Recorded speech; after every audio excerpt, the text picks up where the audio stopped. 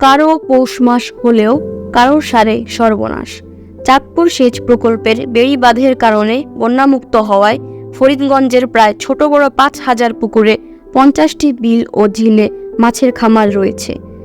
টানা ভারী বৃষ্টির কারণে এসব খামার থেকে মাছ ভেসে গেছে। ফরিদগঞ্জ পৌরসভার কেরোয়া গ্রামের খামারি কামাল হোসেন নিজি জানান, তাদের কয়েকজনের খামার থেকেই প্রায় 6 কোটি টাকা মূল্যের নানা প্রজাতির মাছ ভেসে গেছে।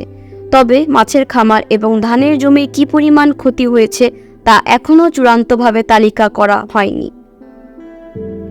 চাঁদপুরে পদ্মা মেঘনা নদীর পানি প্রবাহিত হচ্ছে বিপদসীমার নিচ দিয়ে, কিন্তু কয়েকদিনের বৃষ্টিতে তলিয়ে গেছে জেলার নিম্নাঞ্চল।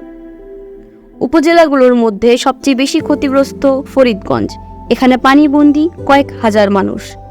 এরই মাঝে দেখা গেছে কিছু এলাকায় ভিন্ন চিত্র।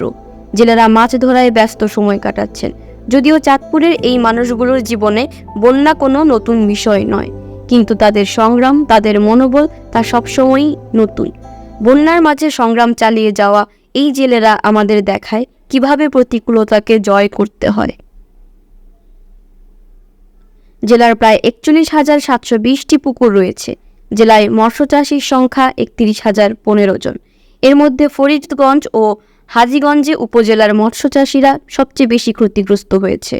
সরকারিভাবে প্রণোদনা বা সহজলভ্যে ঋণ দেওয়ার আহ্বান জানান ক্ষতিগ্রস্ত মৎস্যচাষীরা।